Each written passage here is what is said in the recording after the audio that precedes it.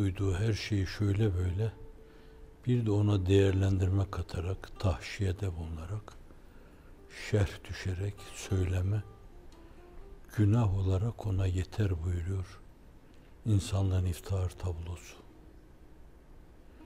Günümüzde kulağa küpe yapılması gerekli olan bir husus. Bazılarına belki söz dinletme mümkün olmayabilir. Adlarını söylersem bende gıybet olur.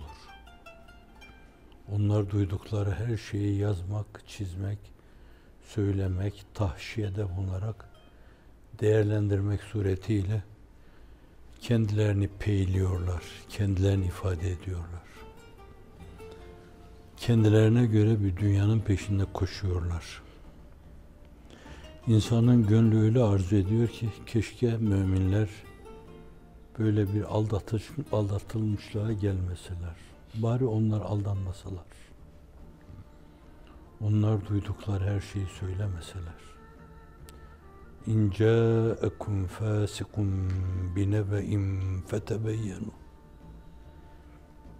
Fasık, fısk ifade eden bir haberle geldiği zaman arkasını araştırın, onun doğru mu değil mi?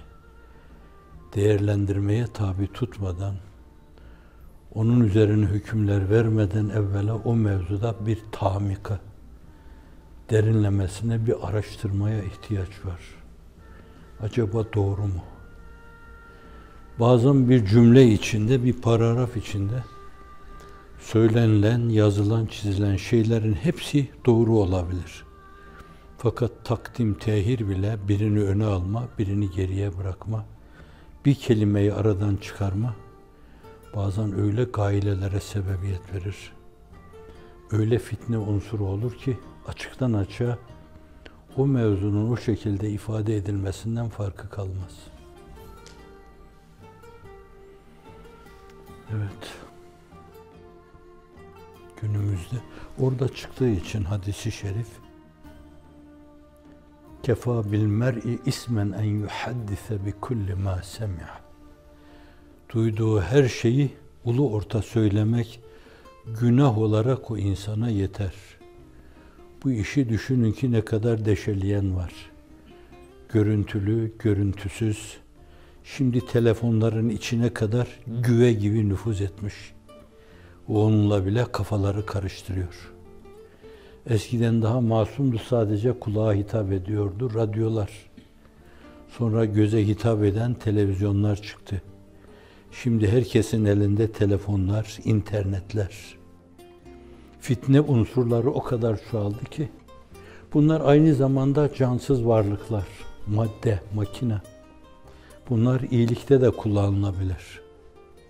Fakat dünya öyle bir iyilik mülazasında, iyilik düşüncesinde, iyilik felsefesinde ittifak edeceği ana kadar herhalde onların şerde kullanılmaları, daima hayırda kullanmalarına galebe çalacaktır. Şu anda olduğu gibi. Korkunç tahribat doğuruyor ve tahribatlar fasit dairesi içinde insanlık sürekli bir gerilim yaşıyor. O onu geriyor, o da onu geriyor, o onu geriyor. Gerilmiş insanlarda denge olamaz. Onlar dengeli düşünemezler, dengeli konuşamazlar, dengeli karar veremezler. Çünkü dengeli olmada teemmüle ihtiyaç vardır, düşünmeye ihtiyaç vardır. Bir mülahaza ile ifade edildiği gibi, yemeği yutmadan evvel çiğneme neyse, konuşmadan evvel düşünme de odur. Yutmadan evvel çiğneme neyse, 10 defa çiğne, bir kere yut. Konuşmadan evvel de düşünme o kadar önemlidir. 10 defa düşün, bir kere konuş. Öbür türlü kendine problemler oluşturursun. Her problemler fasit dairesine sebebiyet verir, problem doğurur. Ve sen salim düşünemez, olumlu, pozitif bir kısım projeler ortaya koyamazsın. Koysan bile, birileri tarafından koyulsa bile sen onları realize edemezsin. O dağınık kafayla öyle çok problemli projeler realize edilemez.